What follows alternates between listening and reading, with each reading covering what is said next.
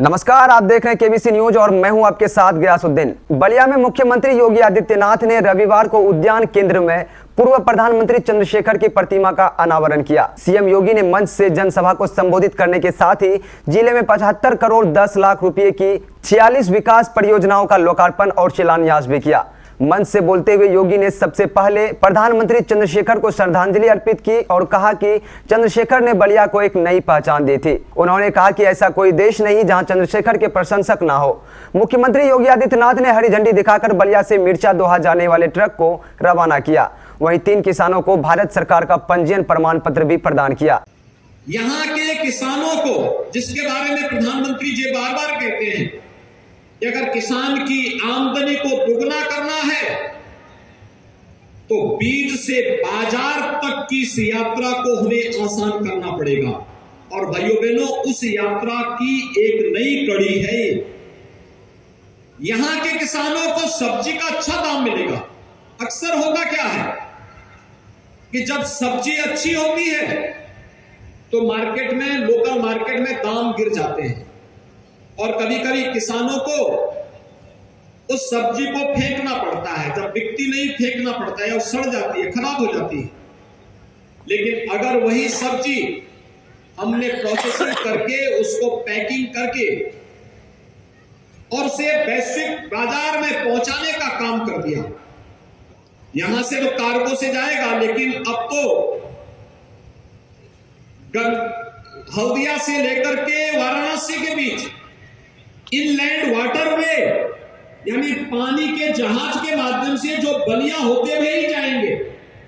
और मैं चाहूंगा कि इस दिशा में बलिया के पास भी अगर तमाम एफपीओज यहां के कृषि उत्पाद को वैश्विक बाजार तक पहुंचाने के लिए तैयार हो तो यहां पर मल्टी मॉडल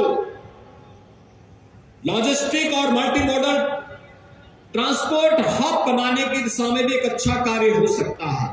क्योंकि बलिया से एक और सरयू जी मिलती है, एक तरफ गंगा जी मिलती है और इसके बाद गंगा नदी में पानी की कमी नहीं है। ये अच्छा काम किया है। कंपनी बाग में जननायक चंद्रशेखर जी की प्रतिमा की स्थापना हो। भाइयों बहनों, चंद्रशेखर जी ने देश की आजादी के दौर में भारत के संसदीय लोकतंत्र को मजबूती प्रदान करने में अपनी एक बड़ी भूमिका का निर्वहन किया था। देश की संसद में उनके द्वारा रखे गए विचार संसदीय प्रणाली को पुष्ट करते हैं, उसकी मजबूती में अपना योगदान देते हैं। और इसलिए आज के दिन पर चंद्रशेखर जी का स्मरण, जब भारत वैश्विक मंच पर अपनी एक नई पहचान प्रधानमंत्री मोदी जी के नेतृत्व में स्थापित कर रहा है, उन स्थितियों में चंद्रशेखर जी का स्मरण आज के लिए अत्यंत प्रासंगिक हो जाता है। मैं इस अवसर पर जननायक चंद्रशेखर जी को प्रदेश शासन की ओर से विनम्र श्रद्धांजलि अर्पित करता हूं। भाइयों बहनों, आज कई प्रकार से महत्वपूर्ण है बलिया के लिए। खुलकर के स्वदेशी का समर्थन किया था और भाइयों बहनों, यही कारण था देश की संसद में कोई दल और कोई सांसद चंद्रशेखर जी के खिलाफ अभद्र टिप्पणी नहीं कर सकता था। क्योंकि इन्हें मालूम है, एक फक्कड़ स्वभाव का व्यक्ति जो मूल्यों की बात कर रहा है, राजनीति की बात कर रहा है, राजनीति में कुछ मूल्यों और आदर्शों की बात कर रहा है और देश हित जिसके लिए सर्वोपरि रहा हो, इसके लिए पूरा जीवन समर्पित था।